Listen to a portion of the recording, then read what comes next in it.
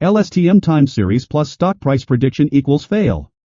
All too frequently when learning about time series prediction using artificial neural networks, the temptation is to go right ahead and apply one to predicting the future price of either individual stocks or the values of a stock market. In this little notebook we shall apply an LSTM, long short-term memory, artificial neural network to the prediction of and see that there is something going very wrong. This code imports several libraries that are commonly used in data analysis and visualization tasks. The first line imports the number py library as NP, which is a popular library for mathematical operations in Python. The second line imports the pandas library as PD, which is a powerful library for data manipulation and analysis.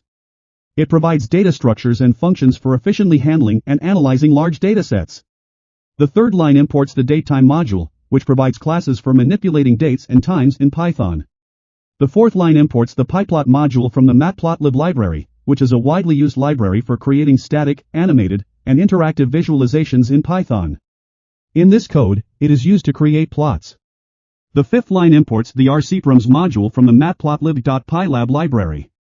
This module allows customization of plot parameters, such as the size of the figure and the resolution of the output. The sixth line imports the Seaborn library, which is built on top of matplotlib and provides a high-level interface for creating visually appealing and informative statistical graphics. The seventh line imports the numpy.random module seed function and assigns it to the name seed. The seed function is used to seed the random number generator, which ensures that the same random numbers are generated each time the code is run. In this case, the seed is set to 0. Overall, this code sets up the necessary libraries and configurations for data analysis and visualization tasks, and ensures that the random number generation is consistent. 1. Obtain the stock market data. We shall install the package, the Yahoo Finance Market Data Downloader. This code snippet begins by running the command pip-q install afinance. This command uses the pip package manager to install a package called afinance in a quiet mode, meaning that the installation process will not display any output. This package allows us to access financial data from the Yahoo Finance platform.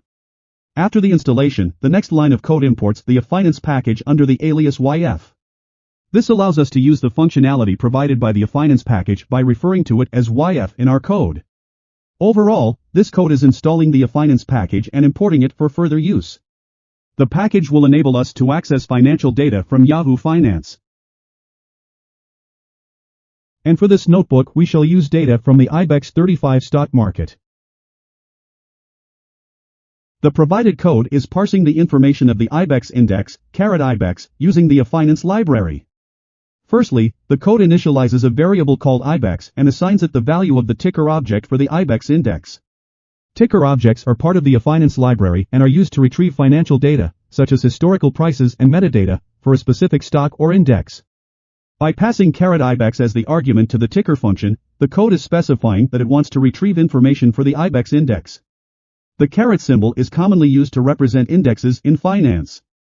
After the ticker object is created, the code uses the info method to obtain the metadata for the IBEX index. The info method returns a dictionary containing various details about the index, such as its name, ticker symbol, currency, exchange, and other relevant information. By calling the info method, the code retrieves the metadata for the IBEX index and assigns it to the variable ibex.info. This information can be further utilized in the code to analyze or display relevant details about the index. Overall, the provided code fetches and stores the metadata of the IBEX index using the afinance library. Let us load in the data from the start of 2016. This code snippet retrieves historical market data for the IBEX index. The IBEX index represents the stock market performance of the companies listed on the Madrid Stock Exchange in Spain. The code utilizes a method called history from the IBEX object. This method likely interacts with an API or database to fetch the historical market data. The object IBEX appears to be an instance of a class that provides access to such data. The method call specifies the start and end date for the data retrieval, with January 1, 2016 and March 1, 2021 respectively. This means that the code retrieves the historical market data starting from January 1, 2016, and ending on March 1, 2021. The fetch data will likely include various attributes such as the date, opening price, closing price, high and low prices, trading volume, and potentially other relevant metrics. The data will be stored in the variable ibex_values, which is presumably a data structure capable of holding tabular data like a pandas data frame or a similar object. This code is useful for conducting analysis, creating visualizations, or building models based on past performance of the ibex index. It allows users to study trends, patterns, and market behavior over the specified time period, which can be valuable for making informed investment decisions or conducting research related to the Spanish stock market. What does this data frame look like? The code snippet appears to refer to the variable ibex_values. Without further context or the code itself, it's difficult to precisely determine what this code does. However, I can speculate on its purpose based on the variable name. Ibex refers to a stock index or stock market index that represents the Spanish stock market. It is often used as a benchmark to track the overall performance of the Spanish stock market. Considering this, it is possible that the ibex_values variable could contain or represent the historical or current values of the ibex index. It could store data such as the opening price, closing price, high and low prices, or other relevant information about the index's fluctuations over time. The purpose of this code could be to assign or manipulate the values of the ibex index in some way. It might involve mathematical calculations, data analysis, or presenting the information in a meaningful format, depending on the specific use case. Further analysis would require examining the code in its entirety or understanding the code's functionality within a larger program context. Let us plot this data, in particular the close value. This code is using the matplotlib library in Python to create a line plot of the closing values of the ibex 35 index.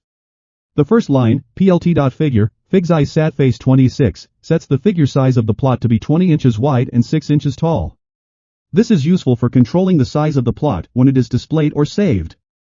The second line, plt.plot, ibex_values.index, ibex_values, close, lw equals 2, creates the actual line plot.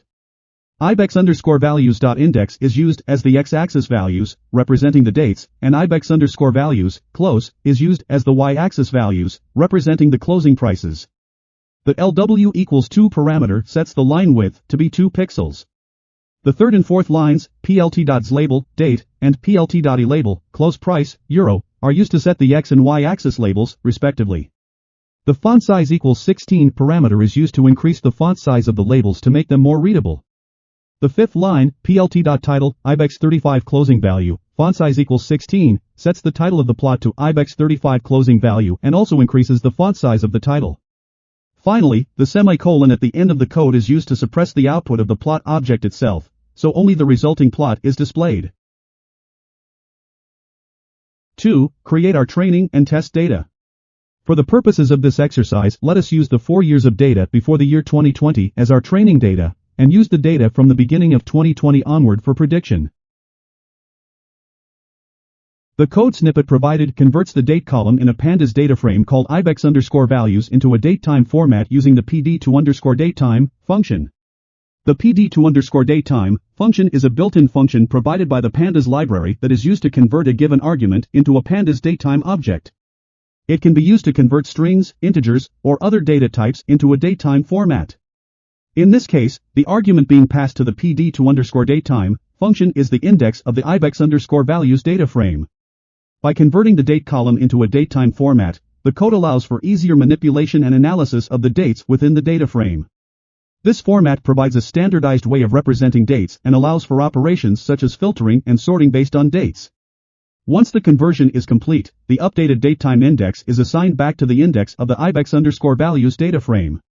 This means that the date column is no longer just a simple column of strings or integers representing dates, but is now a special index column that can be used to access and organize the data within the data frame based on dates. This code snippet is from the sklearn library and it imports the minmax scalar class from the preprocessing module. The minmax scalar is a data transformation technique that is used to adjust the scale of features in a dataset. It is commonly used in machine learning algorithms to normalize the data before training a model. The purpose of this code is to rescale the close values in the ibex_values dataset. The rescaling is done using the minmax scalar object, which is instantiated with the feature_range parameter set to 0, 1. This means that the values will be scaled between 0 and 1. It is important to note that the comment in the code mentions that it would be ideal to separately rescale the train and test data to prevent data leakage and look-ahead bias. Data leakage refers to the situation where information from the test set is used to inform the training process. Look-ahead bias occurs when future information is used to make predictions in the current time period, which is not realistic in practice. In the commented line that is currently commented out, it is indicated that the train_series should be rescaled separately. It seems that train_series is another dataset that is not shown in the code snippet.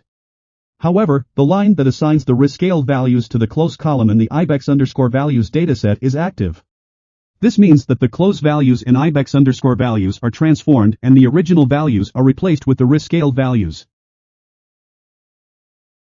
This code performs a train/test split on a dataset called ibex_values. The dataset is likely a collection of stock market data for a specific stock index, possibly the IBEX index. The goal of the train/test split is to divide the data into two subsets, one for training a model and another for testing the trained model's performance. The split is based on the date column in the dataset. The train_data subset is constructed by querying the ibex_values dataset for all rows where the date is less than January 1, 2020.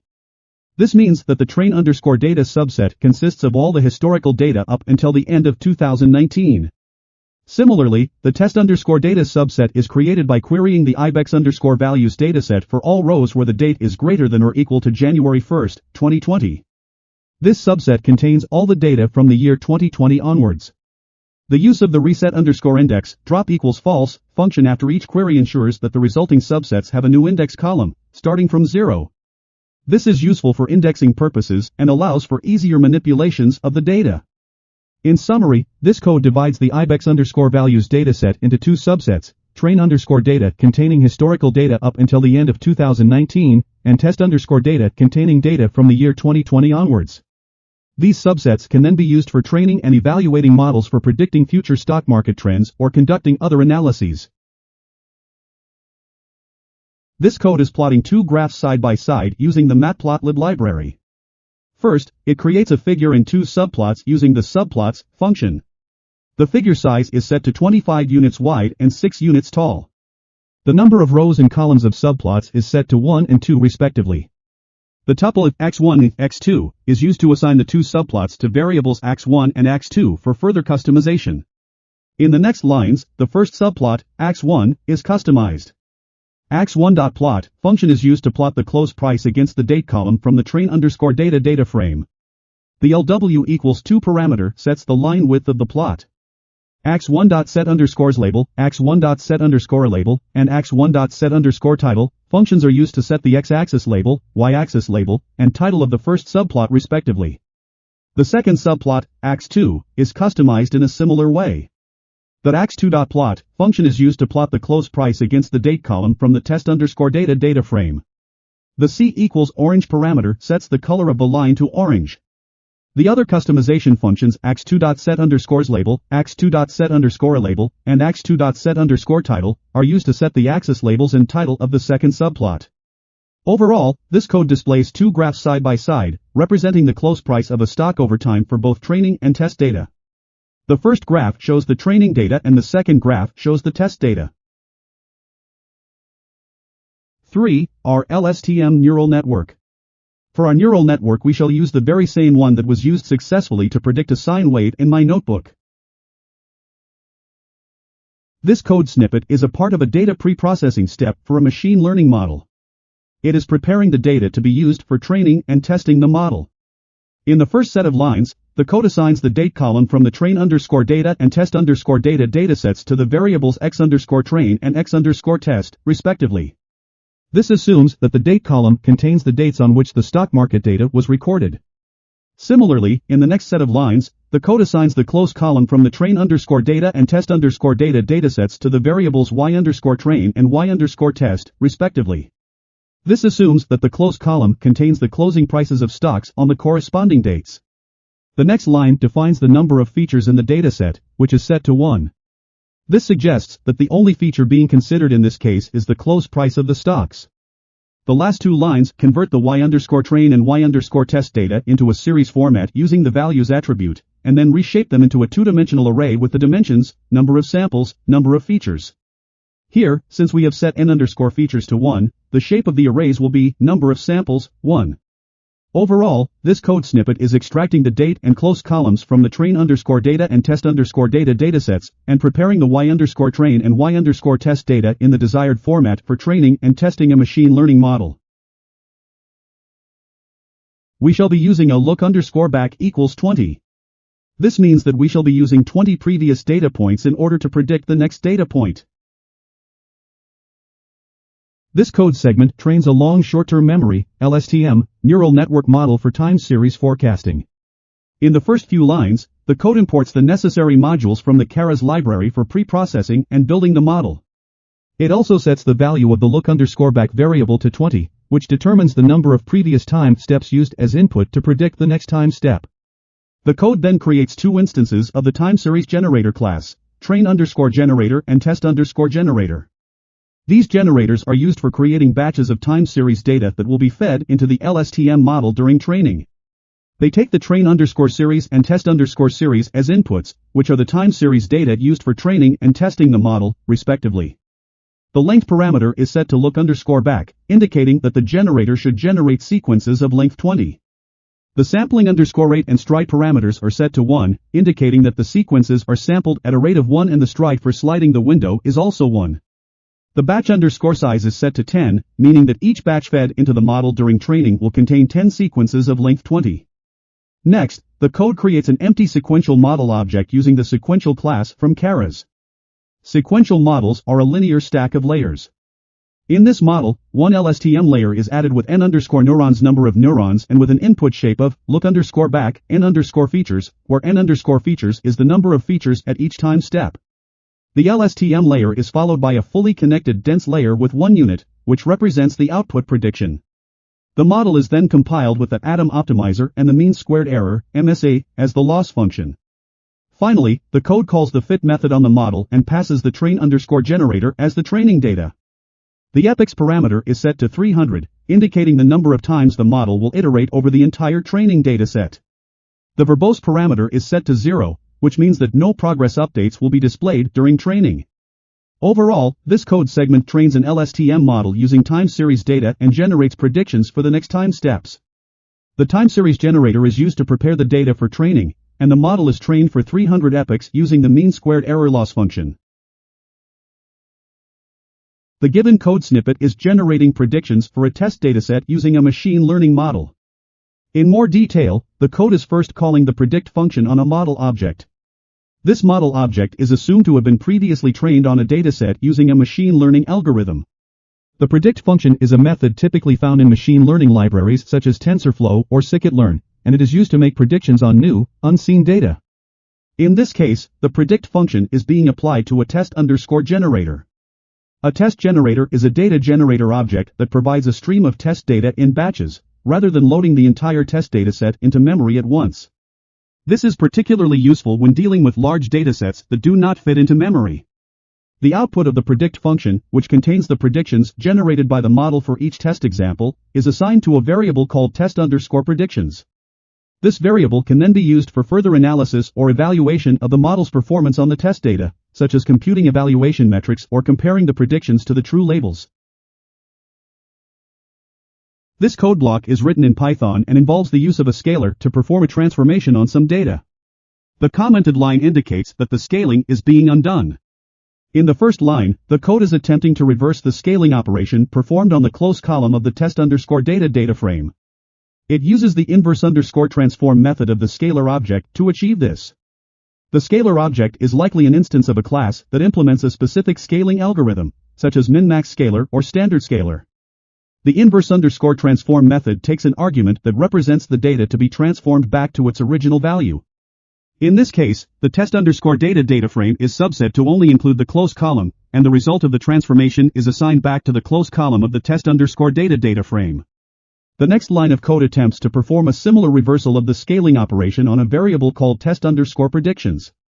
The assumptions are that this variable stores the predictions made on the test_data and that it was scaled using the same scaling object as test_data. Again, the inverse_transform method is used with the test_predictions variable as the argument, and the result is assigned back to the same variable. This code is used to create a figure with a specific size, 20 inches wide and 6 inches tall, using the plt.figure function. The figure is used to plot two lines on a graph. The first line is plotted using the plt.plot function. It takes two parameters, the x-axis values, test_data to date, and the y-axis values, test_data, close. The line is plotted in the color orange and is labeled as true values. The second line is also plotted using the plt.plot function. It takes two parameters, the x-axis values, x_test, 20, smiley face, and the y-axis values, test_predictions. This line is plotted in the color red with a line width of 3 and a solid line style. It is labeled as predictions. The plt.legend function is used to create a legend for the plot. The lower left location is specified for the legend. The plt.label function is used to set the x-axis label to date with a font size of 16. The plt.elabel function is used to set the y-axis label to close price, euro, rescaled, with a font size of 16. The plt.title function is used to set the title of the graph to ibex 35 closing value with a font size of 16. Wow, that is amazingly good. Our LSTM neural network seems to do a wonderful job. It even predicts the huge COVID drop seen around March 2020. But wait, asterisk, how is that even possible if there was no COVID-like drop in the training data? Asterisk. Let us take a closer look at the last 20 days of test data, along with our predictions. Note that there is no data on the weekends. This code snippet visualizes the true values and predictions for the closing price of a stock, ibex 35, over a given period of time. First, the variable n_days is set to 20, indicating that the visualization will include data for the last 20 days. The variable last_n_days is also calculated, which is the index of the starting point of the last 20 days of data in the test_data dataset. Next, a figure for the plot is created with a size of 15 by 5. The actual closing values are plotted using plt.plot by passing in the corresponding dates and the close column from the test_data data frame. These values are represented by orange markers, O, on the plot. The predictions for the closing values are also plotted using plt.plot. The x_test and test_predictions variables are used for this, where x_test represents the input features for the model and test_predictions represents the predicted closing prices. Only the last 20 predictions are plotted, indicated by the index value last_n_days 20. These values are represented by red markers, O, on the plot. A legend is added to the plot using plt.legend, specifying the location as upper left. The x-axis label is set to date and the y-axis label is set to close price, euro, rescaled. The title of the plot is set to ibex 35 closing value. To enhance the visualization, the code shades in the days on the plot. The date range from date 1 to date 2 is calculated, where date 2 represents the last date in the ibex_values dataset and date 1 is calculated by subtracting the number of days n_days plus 7. This is done to include additional days to account for weekends or other non-trading days.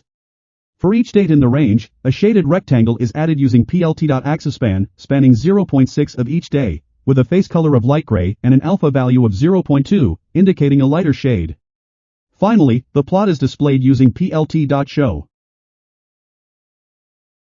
We can see on this scale that what is actually happening is that our predictions for each day are basically the value of the day before, plus a little extra.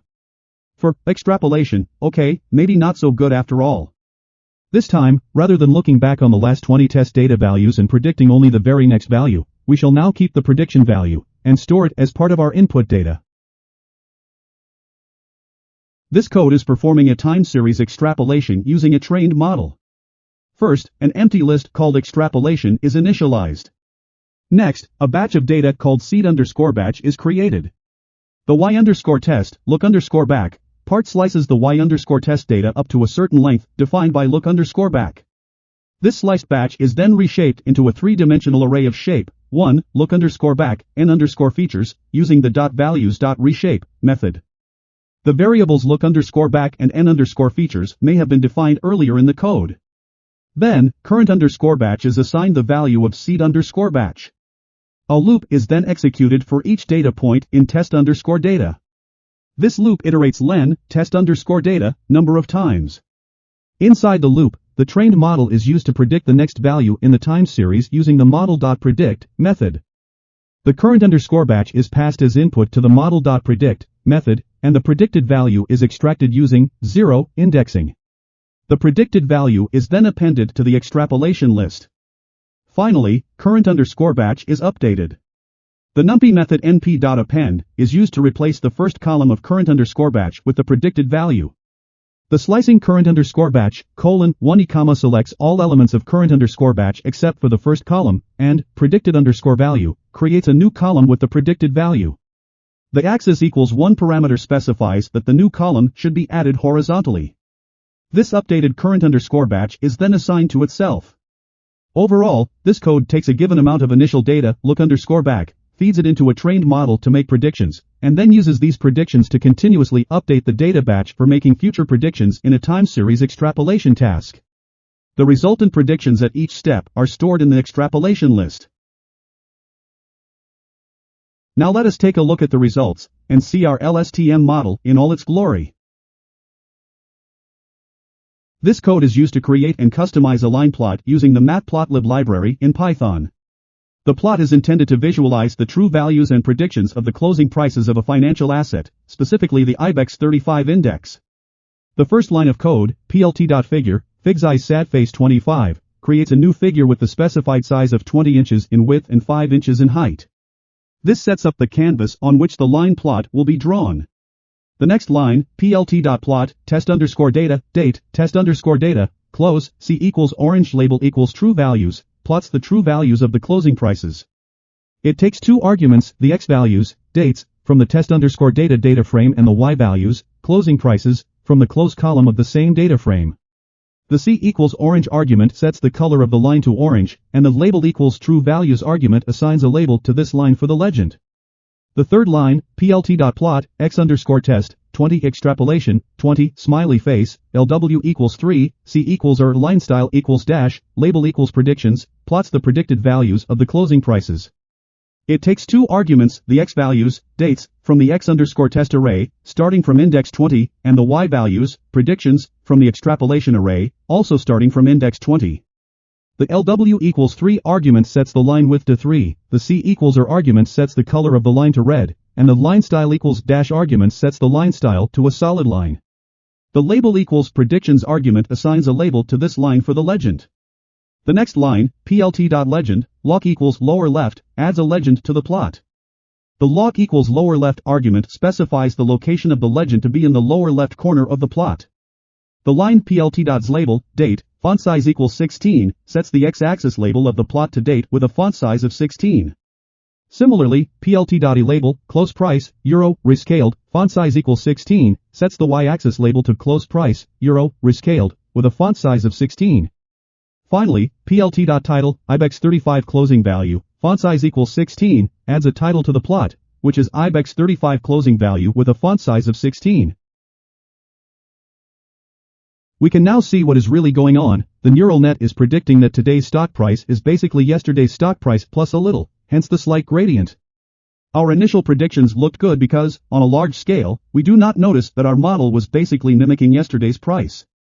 5. What went wrong? Why did we fail? There is far more going on in the stock market data than can be captured simply by looking at a univariate series of historical values. The stock prices are not the result of a couple of underlying causal factors, but rather a multitude of contributions as well as a good dose of human irrationality, Kahneman, failure *. Indeed, it has been posited that stock data is almost random, *, Malkiel *. Let us plot a histogram of the daily percentage change in the close value in our training data, and compare it to A. The given code performs several operations. First, it calculates the percentage change in the close value of the training data. It assigns the result to the PCT_change column in the train_data data frame using the PCT_change method. The PCT_change method calculates the percentage change between each element and the previous element, with a period of 1. Next, the code creates an array X using the NumPy arrange function. This array contains numbers ranging from -0.1 to 0.1 with a step size of 0.001. After that, a Gaussian function is defined using the def keyword. This function takes x, mu, sigma, and as input arguments and returns the value of a multiplied by the exponential term. This Gaussian function is a probability distribution function that represents a normal distribution or bell curve. Then, a figure is created using the plt.figure function from the matplotlib library. The figure size is set to 15 by 5.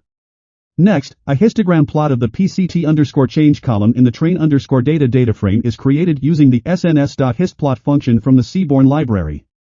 The bin width parameter specifies the width of each bin in the histogram. To overlay a Gaussian distribution on the histogram plot, the plt.plot function is used.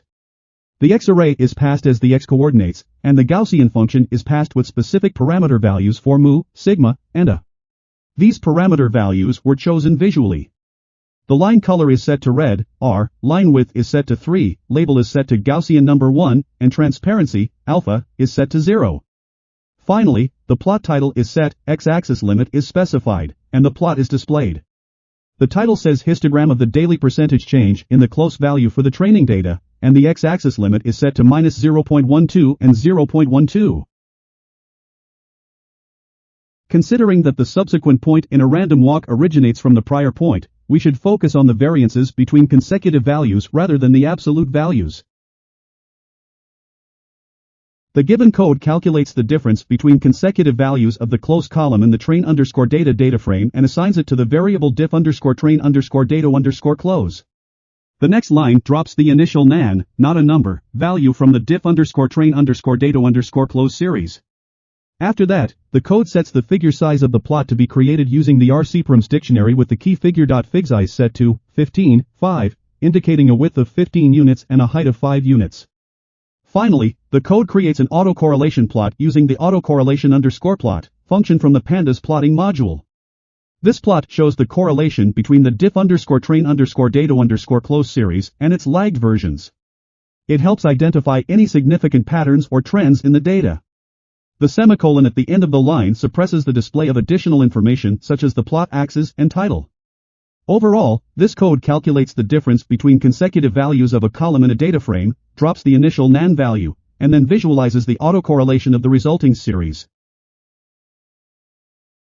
It appears we're dealing with a random walk, given the absence of any autocorrelation signs at any lag. Essentially, our LSTM couldn't find any substantial pattern to model, so it settled on an average value complemented by a minor gradient. A simple model, represented as \t_t_propto_t1 would have sufficed. This approach is often referred to as the naive forecast or persistence model. In the context of a random walk, where the next value is unpredictable by definition, relying on the present value to predict the subsequent one termed the one-step naive forecast provides the most optimal results. Let's juxtapose our LSTM model against such a basic forecast. This code is used to create a naive forecast for a dataset called test_data. The close column in the test_data dataset represents the closing prices of an asset or stock. The line of code test_data, naive, equals test_data, close, .shift, 1, is assigning a new column called naive to the test_data dataset. The values in this new column are obtained by shifting the values in the close column one position upwards. This means that the value in the naive column for a particular row will be the closing price of the previous row. By creating this naive forecast, we are assuming that the future value of the asset will be the same as the most recent observed value. This is a simple and commonly used forecasting method that does not take into account any other factors or patterns in the data. The purpose of using a naive forecast is to establish a baseline prediction against which more advanced forecasting methods can be compared. This code is using the matplotlib library to create a figure and plot 3 different lines on it. The plt.figure, figsize sadface 26, line creates a figure with a size of 20 by 6 inches. The plt.plot, test_data, date, test_data, close, C equals orange label equals true values, line plots the close prices from the test_data dataset on the x-axis and the y-axis. The line is colored orange and labeled true values. The plt.plot, x_test, 20 test_predictions, LW equals 3, C equals line style equals dash, label equals predictions, line plots the predicted values of the close prices on the x-axis and the y-axis. The line is colored red, has a line width of 3, and is labeled predictions. The plt.plot, test_data, date, test_data, naive, LW equals 1, C equals green, line style equals dash, label equals naive forecast, line plots the naive forecast values of the close prices on the x-axis and the y-axis. The line is colored green, has a line width of 1, and is labeled naive forecast. The plt.legend, lock equals lower left, line adds a legend to the plot, specifying that it should be placed in the lower left corner of the figure. The plt.s label, date, font size equals 16, line adds a label to the x-axis, specifying that it represents the date. The font size is set to 16. The plt.e label, close price, euro, rescaled, font size equals 16, line adds a label to the y-axis, specifying that it represents the close price in euro, rescaled. The font size is set to 16. The plt.title, IBEX 35 closing value, font size equals 16, line adds a title to the plot, specifying that it represents the closing value of the IBEX 35 index. The font size is set to 16. Overall, this code creates a figure and plots the true values, predictions, and naive forecast values of the close prices for the IBEX 35 index. It also adds labels and a title to the plot for clarity. Model performance.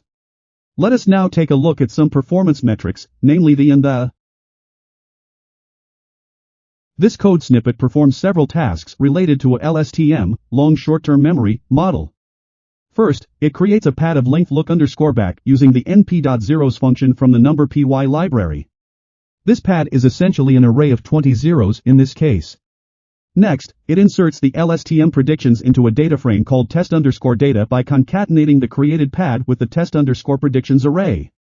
The resulting values are assigned to a new column called LSTM in the test_data data frame.